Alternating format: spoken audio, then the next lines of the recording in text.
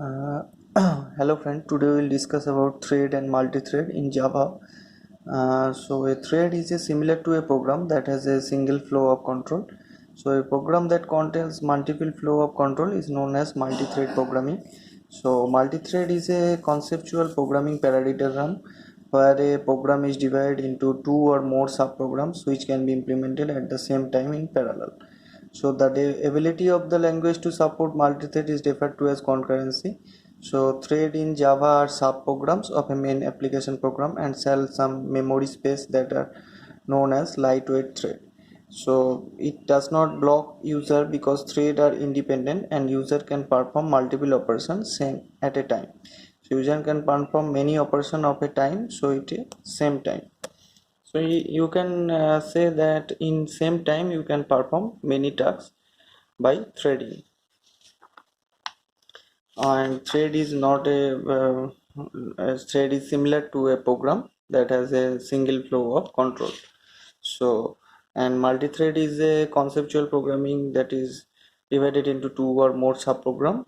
So when a program that contains multiple flow of a control, so it is called multi-thread program. So here we can generate how. So thread advantage is there, some advantages is there. So these are two advantage, and another advantage is thread are independent, so it does not affect other thread if exception occurs in single thread. So then we know about life cycle of thread. So in life cycle of thread, the thread is processed between five stage.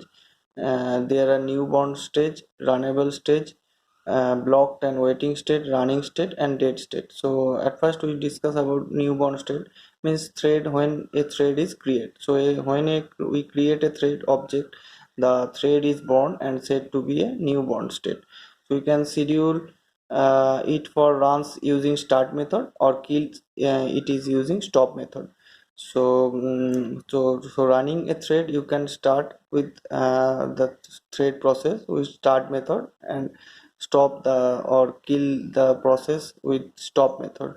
So next is runnable state. That is runnable state means the thread is ready for execution and waiting for the ability of the processor, that is the thread has joined the queue of thread that are waiting for execution. The thread are get executed either by priority or by time slicing. So number three is running state. So in running state means the processor has given its time to thread for its execution.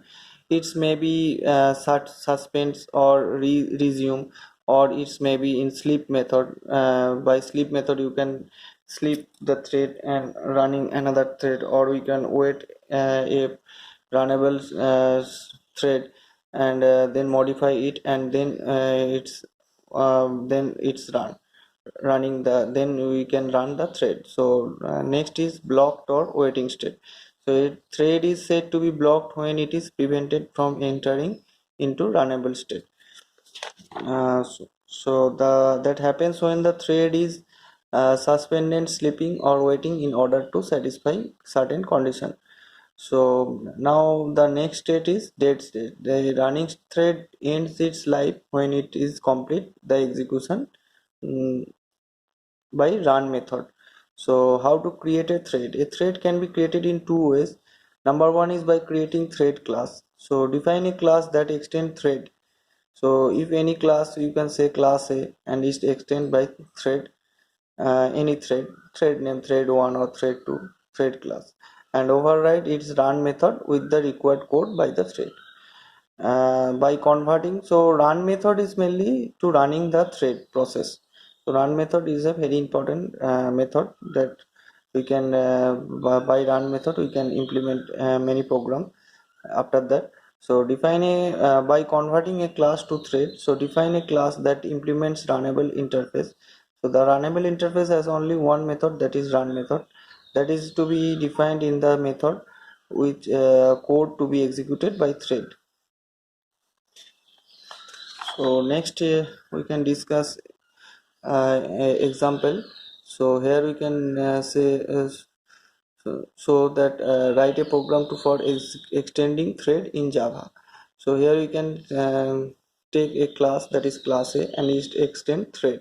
So here we can run the run method, public void run method, so everyone can access the method, so we can generate as public. So next the for loop will be running, that is from 1 to 5, and it then here we can implement, you can print the thread that is I. So here we can generate 1 2 3 4 up to 5.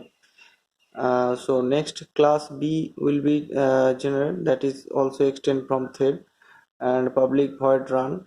So here two class will be generated, that is extend from thread class. So when one is class A and another is class B, here also same run method will be taken, and also B loop will be generated from J1 to J5, and print the J part. So next one class is taken, that is class test. Here we can implement the main method, that is public static void main. Here we can call, here we can take an object with respect to class A and class B. That is class A is small a, we can take an object, and for class B we can take small b as an object. So we can call as a dot start method and b dot start method. So start method is automatically invoked when run method is running. So start method, um,